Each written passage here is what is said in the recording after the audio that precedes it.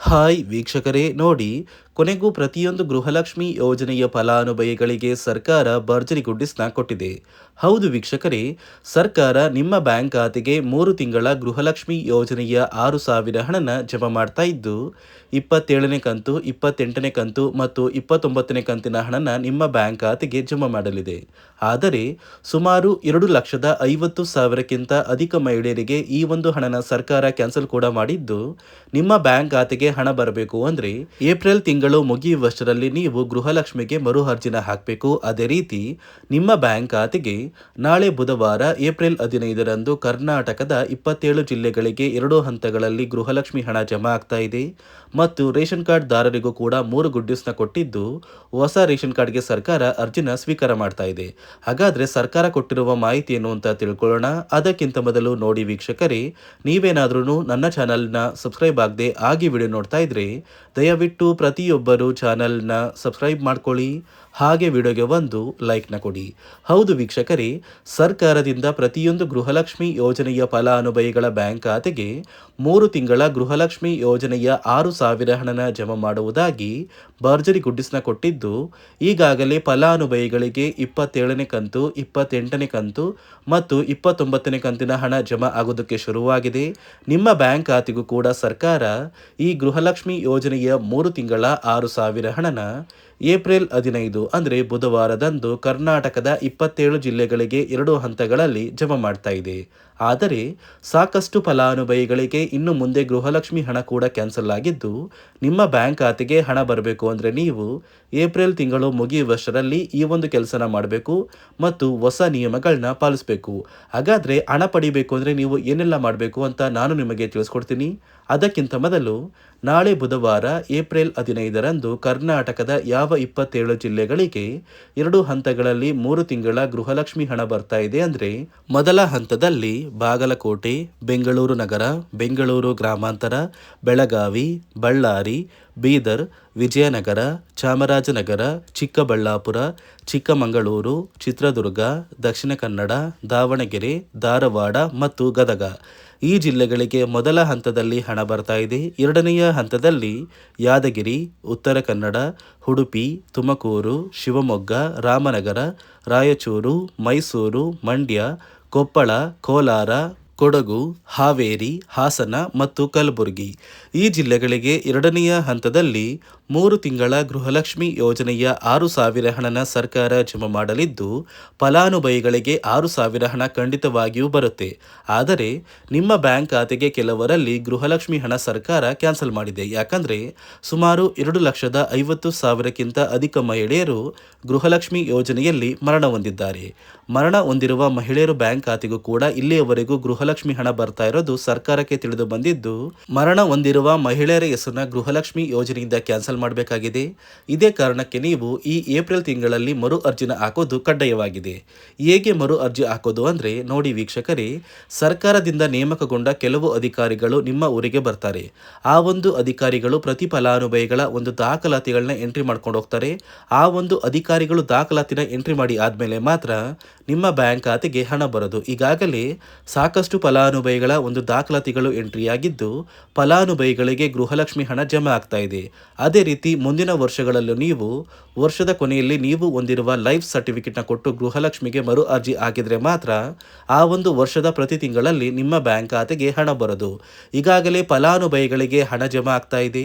April 20 ಅಥವಾ 25ರೊಳಗೆ ನಿಮ್ಮ bank ಖಾತೆಗೆ ಗೃಹಲಕ್ಷ್ಮಿ ಯೋಜನೆಯ 29ನೇ ಕಂತಿನವರೆಗೂ ಕೂಡ ಹಣ ಬರುತ್ತೆ. ರೇಷನ್ ಕಾರ್ಡ್ ಹೊಂದಿರುವ ಪ್ರತಿಯೊಂದು ಕಾರ್ಡ್ದಾರರಿಗೂ ಕೂಡ ಸರ್ಕಾರ 3 ಮುಖ್ಯವಾದ ಭರ್ಜರಿ ಗುಡ್ಡಿಸ್ನ ಕೊಟ್ಟಿದ್ದು, ಮೊದಲ ಒಂದು ಗುಡ್ ನ್ಯೂಸ್ ಬಂದು ಸರ್ಕಾರ ಹೊಸ ರೇಷನ್ ಕಾರ್ಡ್ಗೆ ಅರ್ಜಿನ ಸ್ವೀಕಾರ ಮಾಡ್ತಾ ಇದೆ. ನೀವು ಕೂಡ ಹೊಸ ರೇಷನ್ ಕಾರ್ಡ್ನ ಪಡಿಬೇಕು ಅಂದರೆ ಆದಷ್ಟು ಬೇಗ ಅರ್ಜಿನ ಹಾಕಿ.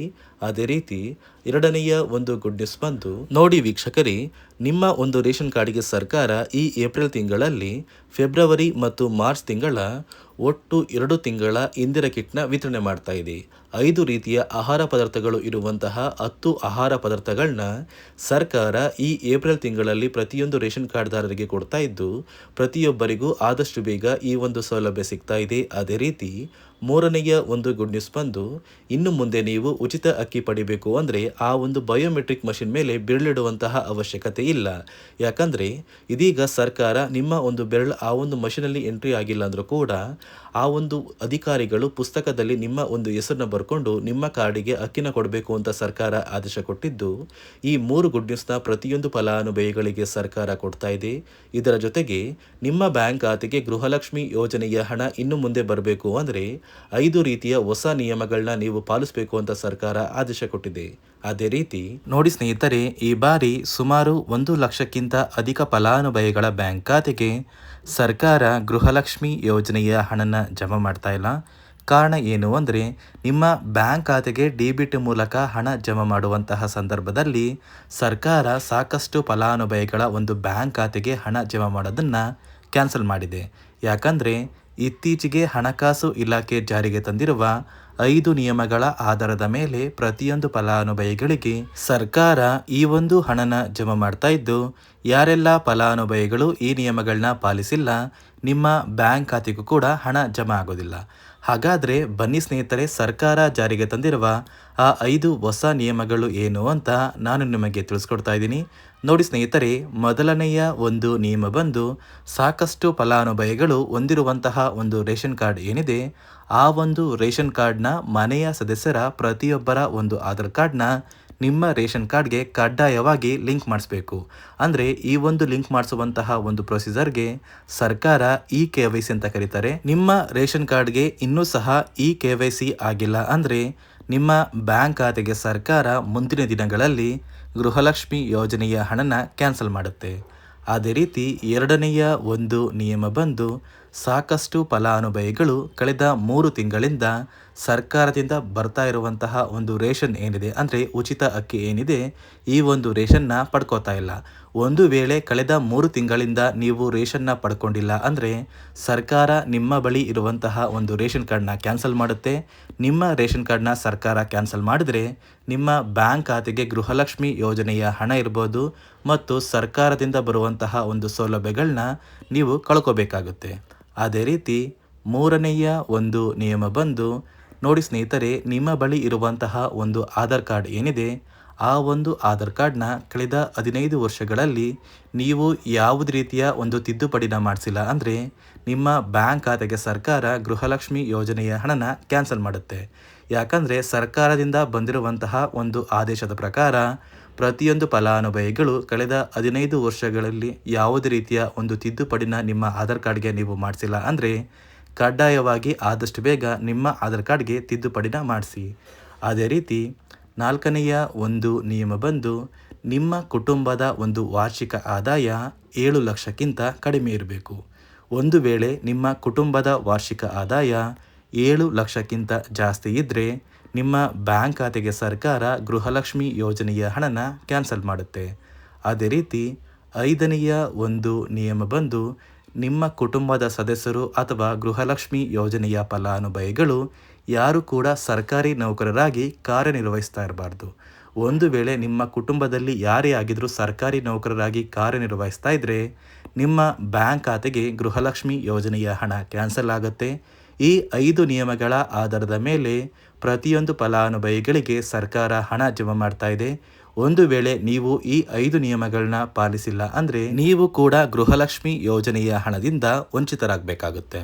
ನೋಡಿ ವೀಕ್ಷಕರೇ, ನಿಮ್ಮ ಬ್ಯಾಂಕ್ ಖಾತೆಗೆ ನಾಳೆ ಬುಧವಾರ ಏಪ್ರಿಲ್ 15ರಂದು ಕರ್ನಾಟಕದ 27 ಜಿಲ್ಲೆಗಳಿಗೆ 3 ತಿಂಗಳ ಗೃಹಲಕ್ಷ್ಮಿ ಯೋಜನೆಯ 6,000 ಹಣನ ಸರ್ಕಾರ ಜಮಾ ಮಾಡ್ತಾ ಇದ್ದು, ಆದಷ್ಟು ಬೇಗ ಗೃಹಲಕ್ಷ್ಮಿ ಹಣ ನಿಮ್ಮ ಬ್ಯಾಂಕ್ ಖಾತೆಗೆ ಬರುತ್ತೆ. ಅದೇ ರೀತಿ ರೇಷನ್ ಕಾರ್ಡ್ ದಾರರಿಗೂ ಕೂಡ ಸರ್ಕಾರ ಭರ್ಜರಿ ಗುಡ್ಡಿಸ್ನ ಕೊಟ್ಟಿದ್ದು, ಪ್ರತಿ ಫಲಾನುಭವಿಗಳಿಗೆ ಪ್ರತಿ ಸೌಲಭ್ಯಗಳು ಸಿಗುತ್ತೆ ಅಂತ ಹೇಳ್ತಾ, ಇದಿಷ್ಟು ಸರ್ಕಾರದಿಂದ ಬಂದಿರುವ ಹೊಸ ಮಾಹಿತಿಯಾಗಿದೆ. ನಾನು ಕೊಟ್ಟಿರುವ ಮಾಹಿತಿ ನಿಮಗೆ ಇಷ್ಟ ಆಗಿದ್ದಲ್ಲಿ ದಯವಿಟ್ಟು ಪ್ರತಿಯೊಬ್ಬರು ನನ್ನ ಚಾನಲ್ನ ಸಬ್ಸ್ಕ್ರೈಬ್ ಮಾಡ್ಕೊಳ್ಳಿ. ಹಾಗೆ ವಿಡಿಯೋಗೆ ಒಂದು ಲೈಕ್ನ ಕೊಡಿ.